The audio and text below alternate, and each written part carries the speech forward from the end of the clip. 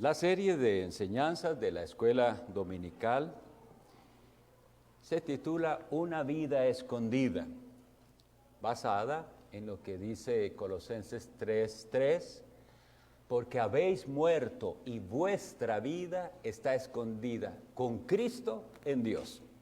Y entonces vamos a ver lo que es la vida cristiana. Es una enseñanza práctica, no de lo que tenemos nada más que saber, sino de qué se espera de nosotros como cristianos. Hoy tenemos la tercera enseñanza y los invito a abrir la Sagrada Escritura en la carta del apóstol Pablo a los Filipenses capítulo 2.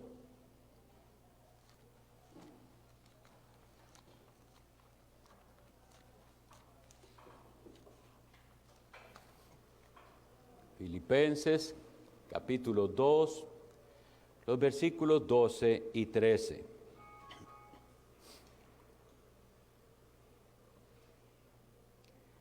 Filipenses 2, 12 y 13 dice así: Por tanto, amados míos, como siempre habéis obedecido, no como en mi presencia solamente, sino mucho más ahora en mi ausencia, ocupaos en vuestra salvación con temor y temblor, porque Dios es el que en vosotros produce así el querer como el hacer por su buena voluntad.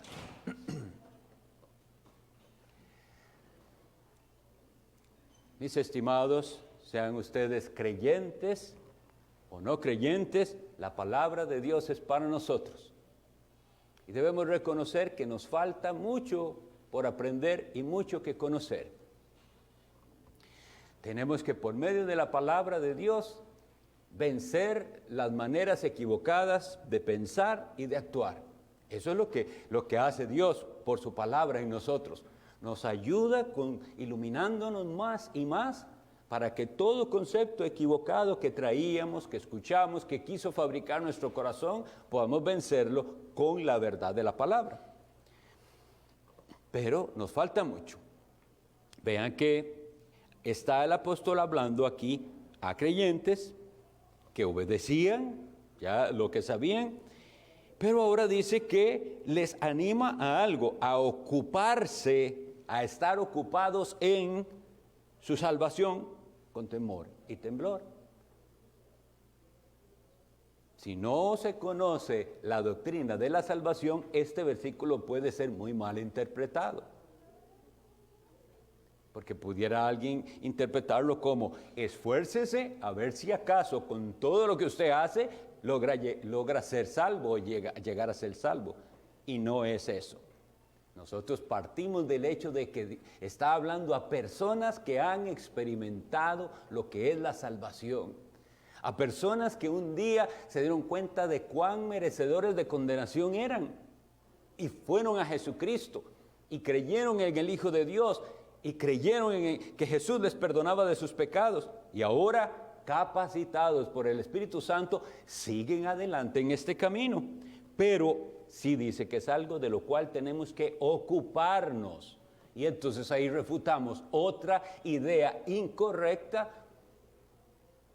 que en muchos lados sostienen, de que ser cristiano es lo que la gente llama aceptar a Cristo. Y entonces piensa: ya acepté a Cristo, no hay nada más. El que avance o no avance, piensan algunos, tiene que ver con qué tantas recompensas tendré yo en el cielo. Una doctrina muy dañina y que deja a muchos en su engaño, pensando algunos que son cristianos sin serlo y a otros que son cristianos sin madurar en la fe. Sabemos nosotros lo que dice Efesios 2:8, por gracia sois salvos. Y eso lo da como algo que ya es. Han sido salvados por medio de la fe. Esto no de vosotros, es don de Dios, no por obras para que nadie se gloríe. Pero por otro lado tenemos al Señor Jesucristo diciendo en Mateo 9:13 que Él vino a salvar a ¿quiénes? A pecadores, no vino a justos. Y si usted hoy en día se cree justo y bueno, La salvación que Cristo ofrece no es para usted, ni le aprovechará de nada. Le aprovechará hasta que usted diga, yo soy uno de esos pecadores merecedores de condenación a los que Cristo vino a salvar. Y esto es importante enfatizarlo en esta serie porque, como dice la Sagrada Escritura, y pueden anotarlo por ahí, segunda a los Corintios 13:5, hay quienes nunca se examinan. Examinaos a vosotros mismos, dice el apóstol Pablo ahí, segunda a los Corintios 13:5. Examinaos a vosotros mismos si estáis en la fe. ¿O no os conocéis a vosotros mismos? Entonces es necesario. Algunas personas piensan que esto no se debe decir porque da dudas a las personas. Los pone a dudar, los pone con miedo. Bueno, un poco de miedo es bueno y un poco de duda es bueno, pero no para que se quede con la duda y el miedo, para que salga de esa duda y miedo y compruebe si usted tiene verdadera fe. Leamos, por ejemplo, segunda a los Tesalonicenses 3:2. Una frase muy útil para que entendamos, segunda de lo que estamos hablando. Segunda Tesalonicenses 3:2. Voy a leer el 1 y el 2 para que veamos por lo que está orando el apóstol Pablo. Dice, por lo demás, hermanos, orad por nosotros, ¿para qué? Para que la palabra del Señor corra y sea glorificada, así como lo fue entre vosotros, y para que seamos librados de hombres perversos y malos. Oigan esta frase, porque no es de todos la fe. Esta es la realidad. No todo el mundo tiene verdadera fe. Y algunos se engañan a sí mismos y se infiltran en las iglesias. Y por eso el apóstol Pablo dice que seamos librados de ellos. Porque nos pueden engañar. Que seamos librados de la perversidad de personas que no han sido convertidos en la iglesia. ¿Por qué? Porque dañarán la iglesia. No es de todos la fe. Entonces estas examinaciones de la fe de ninguna manera las estamos haciendo para dudar de la salvación o de la obra de Cristo. Lo que Jesucristo hizo fue perfecto, no hay que añadirle nada. Jesucristo es un Salvador completo, pero no todos tienen la fe de los salvados. Vamos entonces a volver a Filipenses 3, capítulo 3, versículos 18 y 19, para también enfatizar que no es de todos la fe, que hay quienes nunca se examinaron y se desvían y se engañan. Filipenses 3, 18 y 19 dice, porque por ahí andan muchos, de los cuales os dije muchas veces, y aún ahora lo digo llorando. Oigan lo importante que es lo que está diciendo el apóstol para que lo haga llorando, que son enemigos de la cruz de Cristo, el fin de los cuales será perdición, cuyo Dios es el vientre y cuya gloria es su vergüenza, que solo piensan en lo terrenal. Alerta, alerta, porque si nosotros comenzamos a ser absorbidos de esta mundanalidad y materialismo y solo pensamos en lo terrenal, ¿será usted alguno de estos? De los cuales su fin será la perdición. ¿Estará usted mostrando que su Dios es su vientre? ¿Qué significa esa frase? El estómago, sus apetitos. Está dominado por sus apetitos. Eso es lo que importa, tener el estómago lleno, tener mis necesidades satisfechas. Eso es lo que importa en la vida. De los cuales os digo, dice, muchas veces y ahora una vez más, son enemigos de la cruz de Cristo. ¿Por qué son estas personas enemigos de la cruz de Cristo? Porque dan un testimonio falso de lo que es ser cristiano. Por eso son enemigos, aunque anden con la Biblia, pueden ser enemigos de la cruz de Cristo, porque la gente al verlos tiene una mala percepción. Eso es ser cristiano. Entonces, en lugar de favorecer el cristianismo, dañan el cristianismo, dañan la iglesia. Por eso son enemigos de la cruz de Cristo. Pero entonces, por eso es que nos vemos motivados a este estudio y a profundizar qué pide Dios de los que dicen ser cristianos. Tenemos que tener bien claro entonces cómo funciona la salvación para tener la base bien firme. ¿Cómo funciona? La salvación es un proceso, es algo ya completado y también es un proceso, ambas cosas a la vez. Hay un momento en el que aquel pecador, antes de su conversión, vivía para sí mismo. Iba en esta vida por su propio camino. Ni siquiera estamos diciendo perdido en vicios, aunque algunos sí, con muchos vicios y hundidos en adicciones y lo que sea. Algunos sí, otros no. Otros vivían tranquilitos, su propio camino, dependiendo de sí mismos, creyéndose buenos. Pero a cualquier tipo de pecadores, Jesús sale a su encuentro. El Espíritu Santo les despierta la conciencia y un día se dan cuenta, ¿qué pasará el día que yo muera? Y Dios usa eso, despierta la conciencia, ¿qué pasará? Y por la gracia de Dios, por el Evangelio predicado o leído, despiertan a su necesidad de salvación y confían en Jesucristo y solo en Jesucristo. Ese día ese hombre o esa mujer es justificado.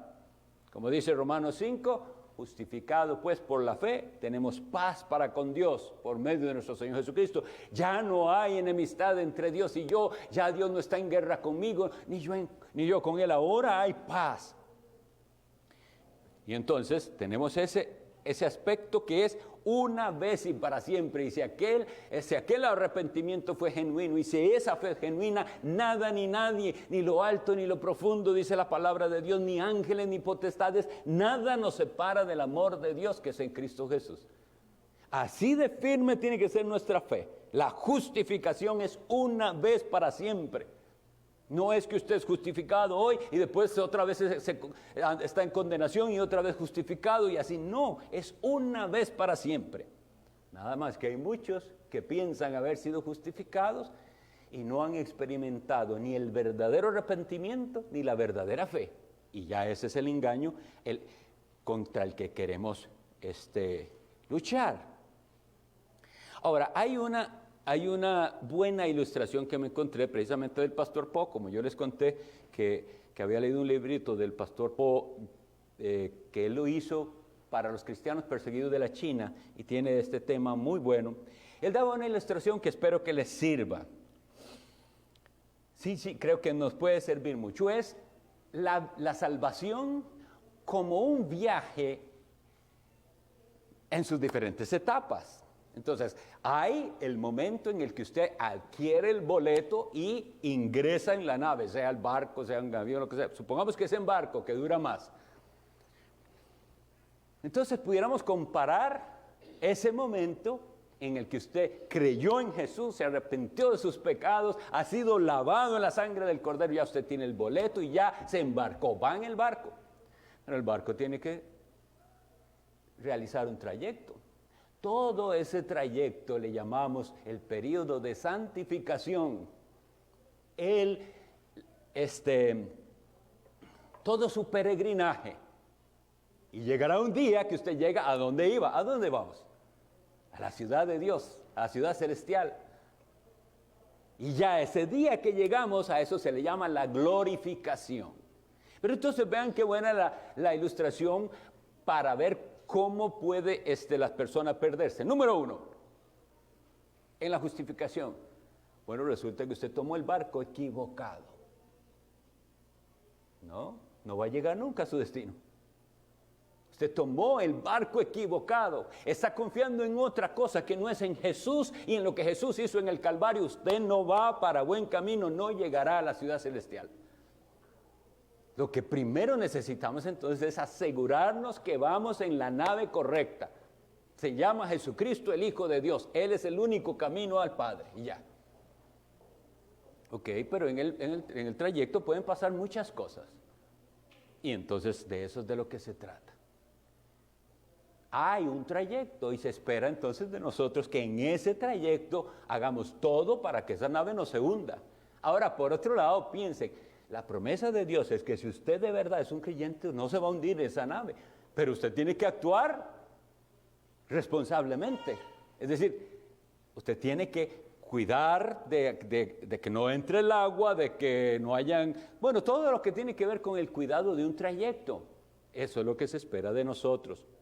Y vuelvo a explicar, eso es algo progresivo y no significa que depende 100% de nosotros. Es una tarea que Dios nos da auxiliados por el Espíritu Santo. Y finalmente un día llegaremos allá. Pero por eso es que se nos dice, ocupaos en vuestra salvación. Aquí no vinimos a este barco a dormirnos mientras llegamos allá. No, somos tripulación. Ahí estamos, cada uno con una tarea asignada. Entonces, Dios usa medios que nos confirman esto. ¿Iremos en el barco apropiado? Bueno, ocúpese de su salvación, porque la bendición y la promesa de Dios es, ustedes saben cómo funcionan los navegantes, con las estrellas. Y entonces, siempre miran las estrellas. Bueno, ahora es diferente porque hay aparatos electrónicos y todo, pero estoy diciendo antes, ¿cómo es que sabían para dónde ir?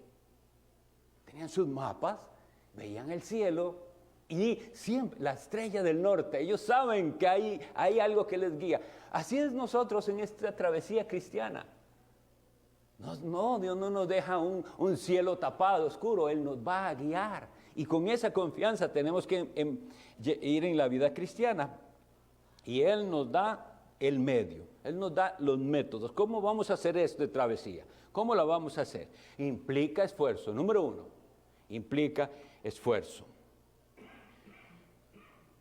Algunos, como digo, pensaron que esto era cuestión de nada más comprar el boleto e irse al camarote a dormir y esperar que le avisen cuando ya llegamos. Pero así no es como se tipifica la salvación. Hubo una salvación inicial y esa salvación se hace patente en cuanto usted en el trayecto y se va viendo en usted si está haciendo eso para poder llegar al final. Por eso es que hay decepciones al final. Por eso es que vemos a Cristo en el capítulo 7 de Mateo describiendo que muchos dirán en aquel día, Señor, Señor, con gran asombro, con gran asombro. Tratemos de imaginarnos aquel día, porque Jesús dice muchos, no dice poquitos, no dice algunos cuantos, aquel día me dirán, dice muchos. Y nosotros hoy vemos muchos, miles, siguiendo un evangelio falso, que no da fruto. Y entonces, de esos, imagínense al final, tan convencidos que estaban, y dice, me dirán aquel día, Señor, Señor. ¿Y de qué vale ya ese reconocimiento allá? No hicimos esto en tu nombre, y lo otro, y habla de dirigentes religiosos, de profetas y de gente que hizo hasta milagros en el nombre de Dios. ¡Wow! ¡Qué tremendo! ¿Cuál es la respuesta de Cristo? Nunca os conocí. Nunca os conocí no significa ustedes fueron salvos, pero después en el camino se desviaron y se perdieron. Es nunca. Usted nunca entró en la nave correcta. Usted iba en su propio barco, en otros barcos falsificados, pero no en el único barco que lleva a la ciudad celestial. Y entonces, eso es lo que queremos evitar. El versículo 13 de Filipenses 2 nos dice por qué es que tiene que haber este temor y temblor. Porque vea que ahí no dice, vean la fuerza con lo que nos dice, ocupaos en vuestra salvación con temor y temblor. No es jugando esto, no es un día de verano o sea, esto es serio, es un trayecto serio. Y dice el por qué. Porque Dios es el que en vosotros produce, así el querer como el hacer por su buena voluntad. Tratemos de ver la conexión entre el versículo 12 y el 13 para que veamos que la razón del temor y temblor es que Dios es el que produce algo en la vida del creyente. ¿Por qué debe haber temor y temblor? Debe haber temor y temblor porque cuando la persona se va descuidando y tiene desgano y no tiene hambre de la palabra de Dios, ni quiere crecer, ni quiere avanzar en santidad, tiene que ponerse a pensar esto. La Biblia dice que Dios produce en los creyentes el querer y el hacer. Y si la Biblia dice que Dios es el que produce algo y usted no tiene eso, ¿cuál sería la conclusión? Dios no está produciendo en mí el querer como el hacer. ¿Significará esto? Y nos devolvemos entonces a 2 Corintios 13:5. Examinaos a vosotros mismos si estáis en la fe. Por eso nos da temor y temblor. No, voy a usar los medios de gracia, voy a clamar al Señor, voy a buscarle antes que se apodere de mí ese sentimiento o esa manera de ser que no muestra por ningún lado que haya verdadera fe. Una falta de deseo en el corazón de buscar a Dios y una falta de capacidad de buscar a Dios muestra que no hay obra de gracia. ¿Cómo es que hay creyentes que no disfrutan de la palabra de Dios?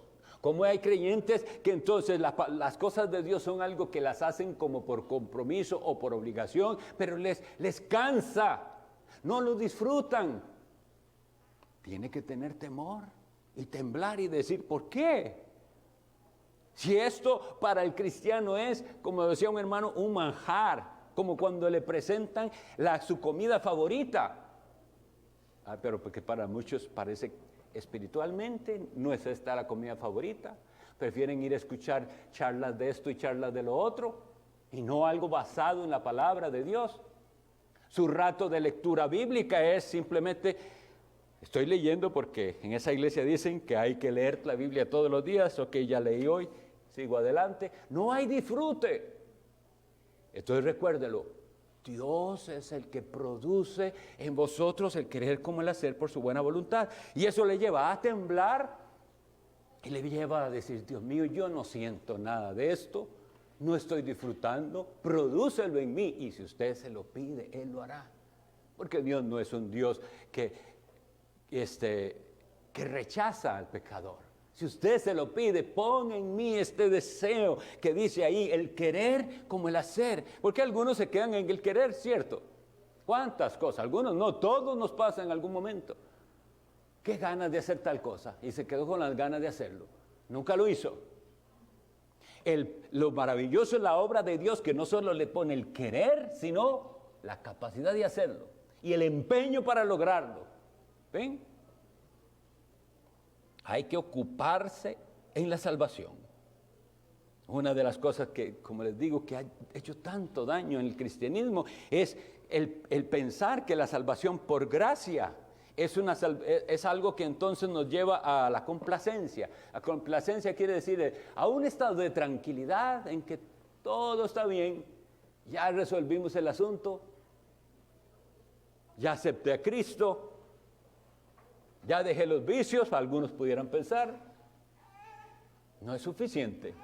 Si no está el Espíritu Santo produciendo en usted el querer como el hacer, lo que usted puede tener es simplemente una mera reforma externa sin un cambio de corazón. Entonces, ¿qué se pide de nosotros? Vamos a ver los versículos. Ahí estamos en Filipenses 2. Vamos a ver los versículos 2 y 4.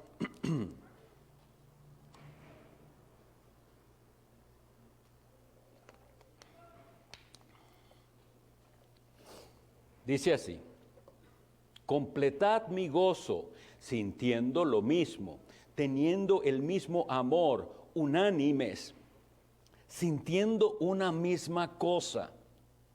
No hagáis nada por contienda o por vanagloria, antes bien con humildad, estimando cada uno a los demás como superiores a él mismo. No mirando cada uno por lo suyo propio, sino cada cual también por lo de los otros. Y vamos a revisar también el 14 al 16, donde se nos dice qué hacer. Haced todo sin murmuraciones y contiendas, para que seáis irreprensibles y sencillos, hijos de Dios sin mancha, en medio de una generación maligna y perversa, en medio de la cual resplandecéis como luminares en el mundo, asidos de la palabra de vida, para que en el día de Cristo yo pueda gloriarme de que no he corrido en vano, ni en vano he trabajado. Entonces, quisiera que veamos que lo que se describe aquí no es simplemente conocimiento. No es eso.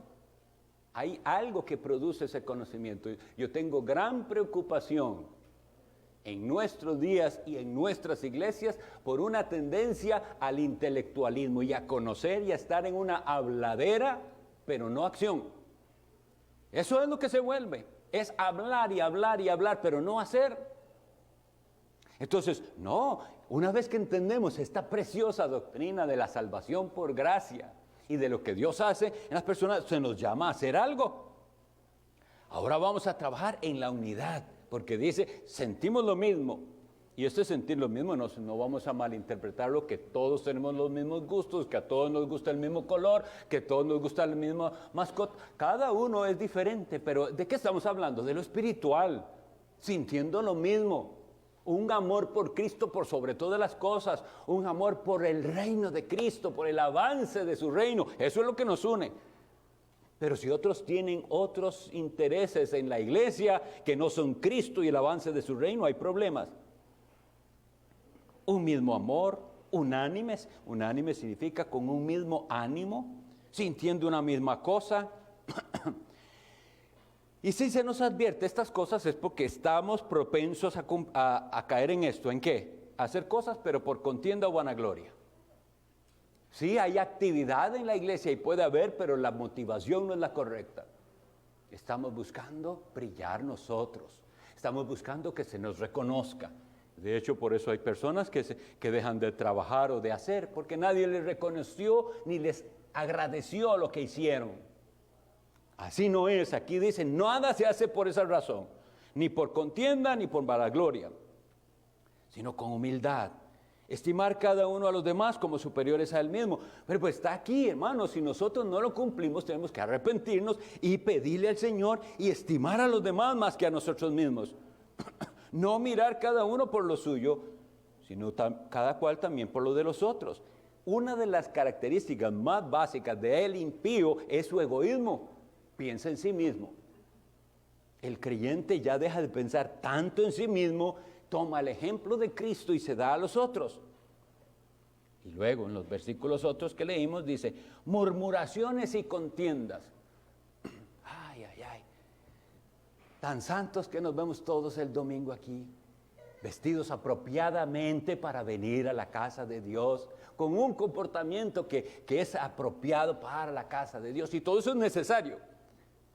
Pero en eso nos podemos engañar, porque puede ser toda una apariencia y debajo haber murmuraciones. La palabra murmuraciones, de hecho, es una onomatopeya, es calladito digo las cosas, pero no se dicen claramente, no se dicen a la persona que deben decirse, murmuraciones, y eso contamina a la iglesia.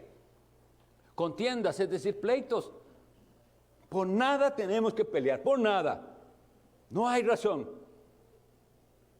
Nosotros, nuestra meta es, como dice el versículo 15, ser irreprensibles. Irreprensible no significa que llegaremos a un estado de perfección, aunque lo anhelamos. Irreprensible significa que no tenga alguien una acusación que hacer contra la persona. Sencillos, ¿cuánto nos falta esto? Sencillos, hemos complicado las cosas mucho. Hijos de Dios sin mancha en medio de una generación maligna y perversa, en medio de la cual resplandecéis. En cambio, vea esta imagen, qué linda. Imaginémonos cada uno de nosotros con la luz que nos dio Cristo, como decía aquel corito infantil. Mi pequeñita luz no deja de brillar. Brillará, brillará, donde sea que esté. Y se le enseñamos a los niñitos. Cuando voy a la escuela, no deja de brillar. Cuando yo estoy donde esté, ¿cómo estamos nosotros? Dice que resplandecemos como luminares en el mundo. No es así lo que vemos en la mayoría de los casos de creyentes. no están brillando con la luz de Cristo, todo lo contrario, están trayendo vergüenza al nombre de Cristo, afrenta a su iglesia. Hay que ejercitar entonces la fe, eso es de lo que se trata. Esto de lo que estamos hablando, que parecen obras, es simplemente el ejercicio de la fe, de la verdadera fe. La fe que produce algo. Porque si esa fe no está produciendo algo, es fe falsa. Y tendríamos que estar con temor y temblor de que no esté Dios produciendo en nosotros el querer como el hacer. Hechos 2:42 nos describe Lucas tan perfectamente lo básico para una iglesia. ¿Qué es lo que tiene que hacer una iglesia y a qué es lo que tiene que estar dedicada? Hechos 2:42. Y perseveraban en la doctrina de los apóstoles, en la comunión unos con otros, en el partimiento del pan, en las oraciones. ¿Para qué nos deja el Señor esta descripción tan clara de lo que era aquella primera iglesia de Jerusalén? Para que nosotros sigamos el ejemplo. Recuerden que hoy hace 8 habíamos hablado de imitar. La lección de hoy hace 8 fue imitad, sed imitadores de mí, como yo de Cristo. Esta iglesia de Jerusalén es digna de imitar en a lo que se dedicaban. Perseveraban en la doctrina de los apóstoles. Y aquí sabemos que tenemos algo en lo que perseverar. La verdad de Dios revelada en la palabra de Dios, lo cual hoy en día también es rechazado. No quieren hablar de doctrina. Y algunos hasta dicen, no hablemos de doctrina porque la doctrina divide. En un sentido sí, pero ¿qué es lo que divide la doctrina? ¿Quiénes son verdaderamente cristianos y quiénes no? ¿Quiénes están siguiendo ideas falsas, herejías? La doctrina apostólica la debemos conocer. No se puede un cristianismo de solo sentimientos. No se puede un cristianismo de solo activismo, pero ni sabe qué cree ni quién es Jesús. Debemos entender bien la doctrina apostólica y para eso es que nos concentramos en la palabra de Dios. Las reuniones de la iglesia tienen ese centro, ese enfoque, la palabra de Dios, la doctrina que Él nos dejó, la enseñanza apostólica. Si no es así y si los cultos se vuelven otra cosa que no tiene como primordial la palabra, la doctrina, ya nos apartamos del ejemplo correcto. Pero en segundo lugar dice la comunión unos con otros. No hay en la Biblia manera de que alguien sea cristiano y aislado voluntariamente. Sabemos que hay personas que por circunstancias están aislados de una iglesia, sus circunstancias se lo impiden, algo. Esos son casos muy especiales, pero la iglesia del Señor funciona así, comunión unos con otros. Comunión es compañerismo. ¿Tiene usted compañerismo unos con otros? ¿Se acerca? ¿Le interesa lo que le pasa al que está al lado? Esa palabra comunión, recordémosla, que es la palabra griega que dice koinonía. Y aunque no se la aprendan, sí apréndanse el significado. Es compartir y participar. Dos cosas, compartir y participar. Entonces, los cristianos tienen comunión unos con otros, quiere decir que participan de lo mismo, se alimentan de lo mismo, comparten, ¿qué? Lo mismo, la fe cristiana, la devoción al Señor, pero también las cosas de esta vida. También compartimos y nos gozamos de compartir. Si no hay eso, no estamos siguiendo el ejemplo bíblico que es la doctrina apostólica, sí, de primer lugar, pero comunión unos con otros. ¿Lo hacemos perfectamente? Tampoco, porque es un trayecto, vamos avanzando, no vamos retrocediendo. No es que antes sí compartía mucho, pero me he llevado unas decepciones, entonces ya no comparto más. Eso es devolverse, y el camino es hacia adelante. ¿Cuánto quisiéramos que no existiera esto de las decepciones? Pero las habrá, mis estimados, las habrá. porque nuestra fe tiene que ser probada. Es fácil querer a toda la gente que es simpática y buena con uno. Pero eso es lo que se va a probar. Si cuando no sean tan simpáticos y buenos con uno, vamos a seguir teniendo comunión y procurando tener comunión.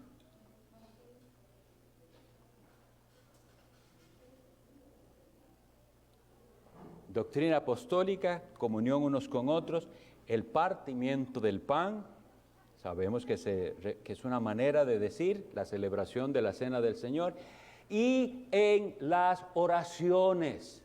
Está aquí en la Biblia, no lo estamos inventando nosotros, está en la Biblia que tienen que la iglesia compartir los espacios de oración. La oración no es opcional, no es algo suplementario, no es para el que todos debemos esforzarnos porque esta es la iglesia del Señor que tiene que seguir el modelo que el Señor nos dejó. Estos son los medios de gracia. Y veamos qué bonito cuando se hace así y nos esforzamos, vean la manera que se describe aquella iglesia. Ahí estamos en Hechos capítulo 2, los versículos 46 y 47 dice esto. Y perseverando unánimes cada día en el templo, y partiendo el pan en las casas, comían juntos con alegría y sencillez de corazón, alabando a Dios y teniendo favor con todo el pueblo, y el Señor añadía cada día a la iglesia los que habían de ser salvos. Si nosotros hacemos lo que el Señor nos dice, si obedecemos, podremos ver un fruto como este, favor. Incluso gente que no venga a la iglesia y que no se convierta, pero tienen que tener un concepto de nosotros apropiado.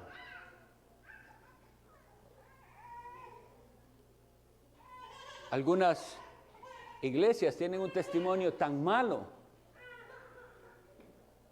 que todos sus esfuerzos evangelísticos se van por la borda porque la gente dice, yo los conozco, ¿de qué están hablando? Yo sé cómo son. Y conocen cosas malas, conocen sus fraudes, su mundanalidad, su inmoralidad en algunas veces. Y entonces ningún esfuerzo evangelístico que hagan va a producir verdaderas conversiones, porque la gente no confía en esos que dicen una cosa y viven de otra manera. Pero si nosotros hacemos caso y pedimos al Señor y buscamos seguir este ejemplo, puede la gente llegar, y había favor, tenían favor con todo el pueblo. Vivimos alabando a Dios, vivimos unidos a Cristo, mostrando lo que Cristo ha hecho en nuestras vidas, y veremos entonces esto. El Señor añadía cada día a la iglesia a los que habían de ser salvos. Bendito Dios que así lo haga entre nosotros. Vamos a leer estos que leímos aquí son lo que nosotros llamamos medios de gracia. Vamos a leer un poquito Colosenses 3, 5. Ya vamos adelantando.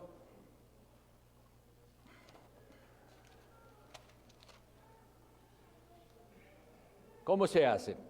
Haced morir pues lo terrenal en vosotros: fornicación, impureza, pasiones desordenadas, malos deseos y avaricia, que es idolatría, cosas por las cuales la ira de Dios viene sobre los hijos de desobediencia. Ahí la frase que quería que vieran es hacer morir el pecado.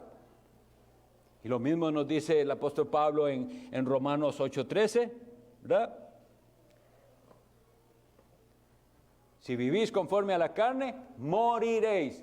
Mas si por el Espíritu Santo hacéis morir las obras de la carne, a eso le llamamos mortificación, hacer morir. ¿Está usted matando el pecado? ¿Está usted esforzándose por matar a ese pecado? Eso es el medio que el Señor nos dice. Hay que matarlo, y como decía algún puritano, si usted no lo mata, Él lo mata a usted. Hay una actitud entonces necesaria que nosotros tenemos que enfatizar. Es necesario estar alerta Primera a los Corintios 10:12 dice, así que el que piensa estar firme, ¿piensa usted estar firme? Porque si es así, esto es para usted. Mire que no caiga. Puede caer, porque esta es la realidad. Hay personas que son sinceras, realmente sí. Y uno los ve y son sinceros, pero están errados. Y con toda sinceridad están errados. Y si no conocen la verdad, se condenarán, por más sinceros que sean. Pero hay otros que parece que sí conocen la verdad, pero están dando el mínimo. Y es peligrosísimo esto, de dar el mínimo. Nosotros no estamos para juzgar quién. Esto que estoy haciendo, esta clasificación, no es para que usted vea hacia otro y diga, yo creo que este es de esos que dijo el pastor. Eso no es, esto es para vernos a nosotros mismos y decir, ¿dónde estoy yo? ¿Seré yo de los que estoy sinceramente equivocado? Y he tomado la nave equivocada, el barco incorrecto, no llegaré al destino. Pero hay otros que están dando el mínimo y entonces no se está viendo en ellos ni temor ni temblor. No se ocupan de su salvación, no parece que Dios esté produciendo en ellos ni el querer como el hacer. Y también hay, mis estimados, qué triste, pero es la realidad que la Biblia enseña, hay apóstatas. Hay gente que parecía cristiano y hoy en día viven para el mundo y para sí mismos, con lo cual mostraron que no tenían verdadera fe. Un boleto falso les vendieron y ellos lo aceptaron. Y ahí van contentos a la condenación. Dios tenga misericordia de nosotros y nos ayude a estudiar esto con temor y temblor, pero también con gozo, porque ese es el gozo. Vemos que Dios nos ama y nos da su verdad para nuestro bien. Dios los bendiga. Vamos a tener el receso. Iniciamos a las 10 en punto.